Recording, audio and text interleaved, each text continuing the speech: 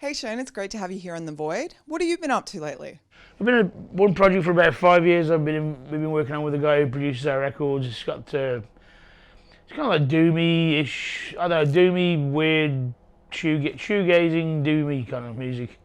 But Billy from Faith No More plays bass on some of the tracks. Troy from Mastodon, guy from Voivod. I'm getting guitar, so we put it all together because the guy who produces our albums, he's part of it, so we did it, could record for free. So we've just been like zoning out on it forever. It's called Tronos, which is just Spanish for thrones. Thrones. I nicked it from a Game of Thrones DVD in Spain, Spanish. Well, it's a solid name. So is this something that hasn't really been birthed out to the world yet? No. Russ Russell, the guy who produces the Napalm albums and stuff, and all the stuff I've been involved with, he's quite a bit of a graphic dude as well. He does this kind of, I don't know what you call that. Would it be cubism? I'm not sure, but lots of Escher type kind of stuff. So he's got lots of visual stuff going on, and if we can pull it off, I'd like to be able to play the Roadburn Festival in Holland, because then you'd be able to do the projections, you know, and because of the people involved, I can only ever imagine doing the odd show here and there, which is fine. So what are you listening to right now? I like the new Mastodon albums, mind blowing. Do you know those guys well? I'm friends with those, yeah. I mean, Kevin probably didn't mention that me and him are doing a project with Bill and Bran from Mastodon. Okay, tell me about it. Well, we've just got about 3 million riffs now. Just got to try and arrange it into songs. It's heavy stuff. We demoed it at Bill's studio because Kevin built Bill's studio for him. Kevin's a grindcore carpenter, you know. Yeah. So we just got a bunch of riffs there. It's a case of trying to work out how we arrange the songs. It's going to take a while. What's happening with Napalm Death? I started recording some new stuff about 4 or 5 weeks ago. Quite a lot of songs. Hopefully we're carrying that on in the new year. It's going to take a while to get finished, but yeah, it's fast, but there's also there's some, I won't say experimental, but hopefully once it's done, it'll go in a few different directions, you know. Like noise kind of shit? No, I say noise, but I mean, there'll be some stuff like that, but there's like some sort of, a couple of mid-price kind of Killing Joke-esque influences. And sick. The last Killing Joke was amazing. Yeah, it was brilliant, it's brilliant, brilliant. Yeah, so hopefully we veer off in a few directions, you know, and hopefully, you know, it'll make the album a bit, it'll still be abrasive, but not constantly fast all the time. There is some extremely fast stuff, but you know, we've all been kind of like ticking away every album, trying a little bit of this, a little bit of that, so each step. So hopefully, you know, this one will be the most diverse one yet, I hope. That's interesting. I hope. Well, I guess you'd have to keep it in, like you guys have been at it for a while.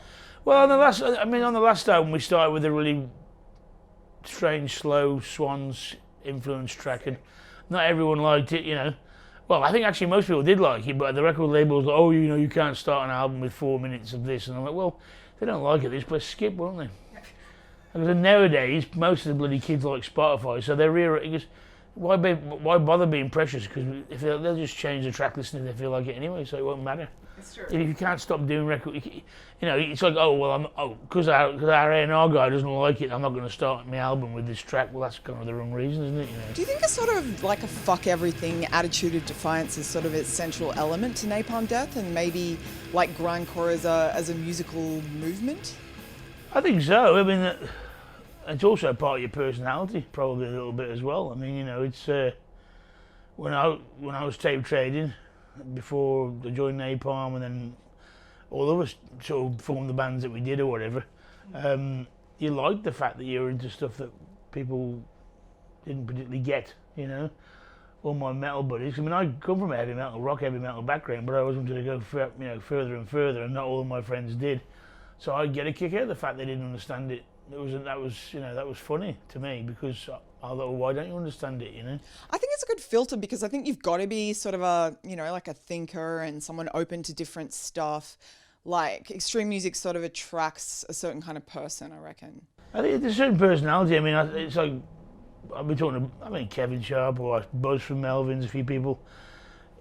Buzz always says he's like an anthropologist in music, and I like that term, because you are, you know, obviously you'll start off in one genre, but if you're open, you're gonna tiptoe through everything else, aren't you?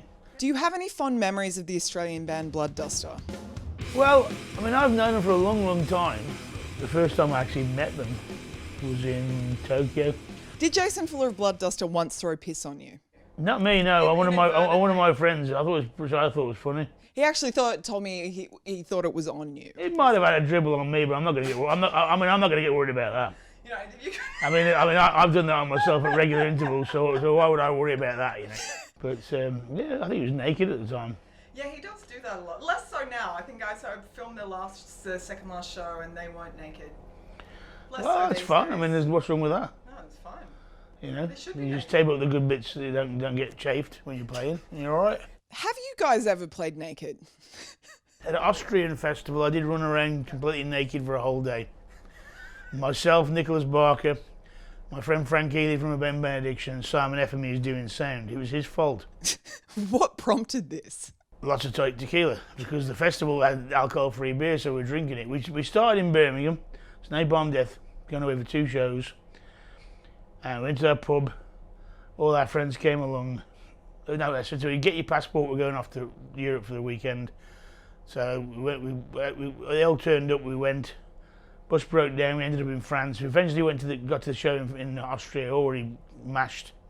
Simon has sound engineer is notorious for getting naked. So he started it. And me and him just ran around in a pool in France for a while. And then the next day, it just kicked off. It just like, the beer wasn't working. And so Nick went and bought 3 bottles of tequila. And then we spent the entire day, as far as I recollect, naked, broad daylight. Did it make the day more interesting? It was great. Yeah. It's very liberating. Many other things happened. Listening to Judas Priest naked in the back of the bus, headbanging. And it's another Birmingham band. Yeah, I mean, it's quite bonding when you're naked men together, I find.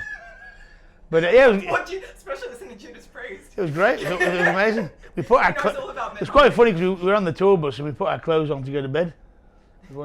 Then my mate woke up at 3 or 4 in the morning, totally late to the party. He got naked and started playing Aphex Twins' "Come to Daddy," which was a bit surreal when you go to the toilet. But anyway, there's many more aspects that I could tell you about. But anyway, no, I thought it was kind of funny when Jason threw the urine into the crowd. And speaking honestly, some grindcore bands are too frigging serious, and they are. I'm not like that. Me personally, it's like the world is this shitty place. It's always been this shitty place, and being a bummer is. And it's like, well, lyrically, don't get me wrong. I mean, this sounds strange. You talk about things that are passionate, and that's cool. But it's also nice to have a laugh, and I like that. A lot of people have said you guys invented grime, but who do you think sort of came before you? Like, what made it for you?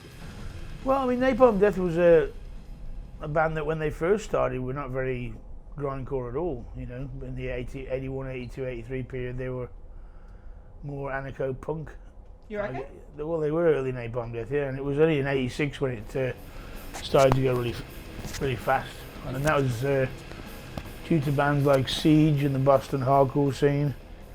Yeah. And they're also mixing up with stuff like Celtic Frost from Switzerland, What are the bands that mattered to you? Like, you were a drummer, right? A drummer originally in Unseen Terror. Yeah. Well, multitudes of bands, but I mean, when it comes to tape trading or the extreme stuff, it would be Repulsion, things like that, Terrorizer. And they were all kind of happening at the same time as Napalm, So I met the Napalm guys, became friends with them, and joined them. They're all kind of existing at the same time. I think in each country, probably fair to say, in a lot of countries around the world, they each had their own band, Australia had, going for it. Napalm kind of sort of nipped in there first in some ways, probably, And because of Napalm, the way we were, we'd always pay homage to the bands that we loved, and we'd always mention them. I mean, Matt from Exhumed always said to me that he kind of liked the idea that we were never afraid to go, well, Repulsion from here, or Terrorizer from there, or Blood Dust from Australia, whatever, any bands, because we liked what we liked, and we'd tell people about it, because our thing was spreading the word. Some bands are very uptight about it, they're like, oh, they know they're nicking a little bit of this from, but they're not going to tell anybody, who it is where we go. Well, we have nicked a couple of riffs from Entomb, whatever. We'll just say it, and who cares, I mean, Napalm did the A side of Scum before it became a proper album, so I just sent it to everybody around the world, along with the drummer, and a few other people did as well. So we're in part responsible, I think, a little bit for Napalm reaching out, and in turn those bands who loved it reached out to us, and so we got Terrorizer demos or whoever, At any point I'd be getting records from Japan and stuff from South America or tapes from New York, and you know, these bands were like, obviously they were like in their garages and just doing their own thing, and it's not like now, you know, they were like coming up. I mean, not saying bands don't come up with their own ideas, but there's like blueprints around. Yeah. And there's a lot of blueprints around. There's a lot like, well, you know, if you want to learn how to blast, you go and check this video out and they'll show you. But back then you didn't have that. You had to work that out yourself. You had to listen. I mean, I used to listen to Repulsion's rehearsal tape. I mean, the blast beat's typically a 1 foot thing, but I used to kind of cheat, as Jeff Walker would say, like that, you know, because I thought Repulsion did it. I'd listen to the rehearsal tape because I'm sure that one bass drum's out is like differently tuned to the other, so he must be using 2 bass drums. He wasn't, but I thought he was. So that's what made me think of playing that. But now you go, I go on YouTube and so's go, oh, this is the technique you do. You know, none of that existed back then. Do you think it's more creatively stimulating to be like isolated?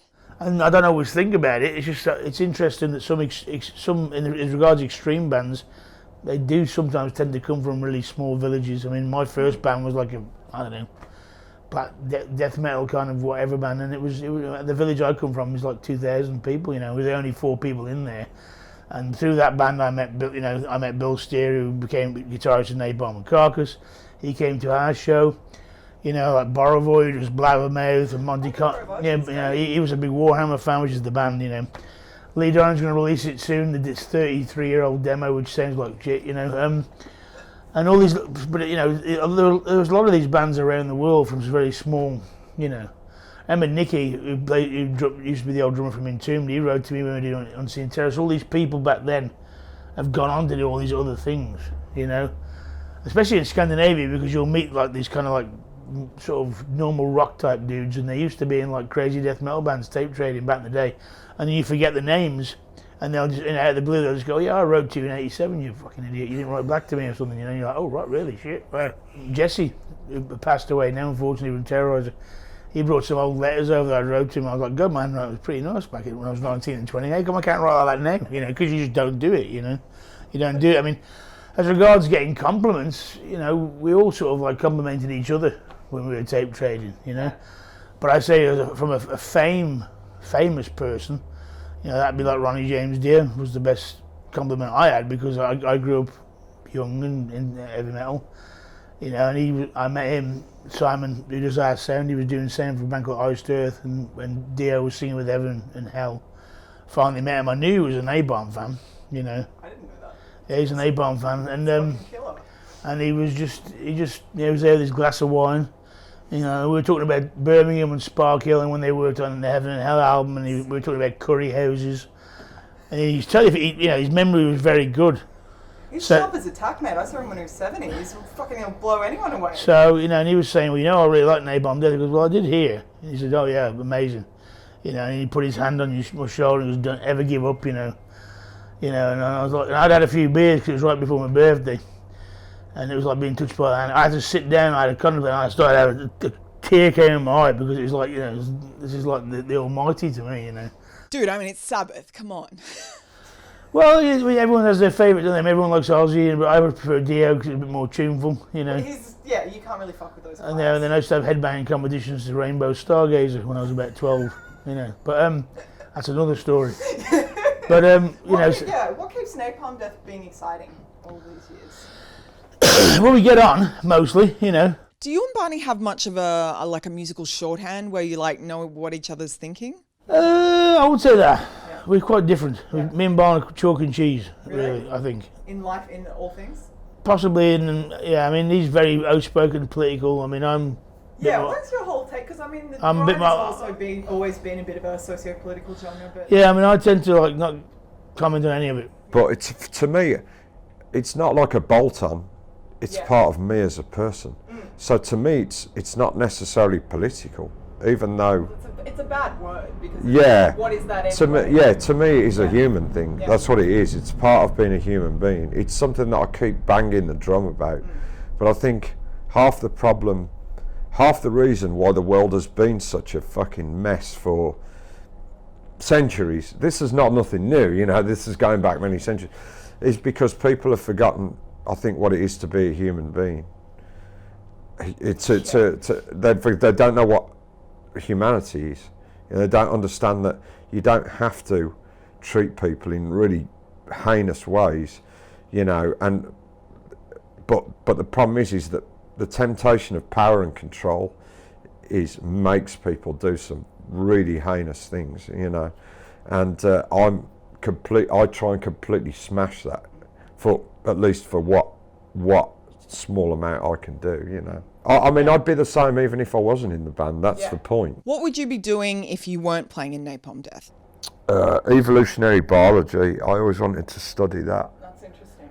And or a Soviet era historian, because it's a different thing, but it's another great interest of mine. What sort of led you to the study of humanity? I recognise the fact that if you don't learn from the past, you know, you will keep making the same mistakes, you know. In some cases worse. And I think people sometimes treat, certainly each other and the environment, of course, they treat it like it can be, they can sort of kick it around and kill it and think that it's going to come back to life, you know, but of course that's not the case. I think with Napalm Death, you know, especially when you're coming into a band that's, you know, to the fact that there's not an original member in the band anymore, so you have to. That's always a. Well, that's a good point. But you guys are the longest running. But of course. But I mean, I've been there since. I've been there since almost Scum came out. Yeah. Should have played and it didn't. Yeah, big regret, you know. When I was offered, but I didn't. But it's okay. Life goes on. So that's the bit. That's the only big regret of me, because that would have silenced all those people like to poke the fun. Well, you're not really an original member, are you? You know. But the band sets itself up as a very political kind of band. But I come from a metal background, whereas I have particular morals, I have my thoughts on the world, but I'm not really. I'm also like, I'm all about the music. I'm all about making extreme music and making sounds and tone. You know, I got into like Slade and The Sweet, Judas Priest, Sabbath, and then I got into Grindcore. And then I started listening to Sonic Youth, The Pixies, and My Bloody Valentine. And so I like to bring it all together. I'm all about sound.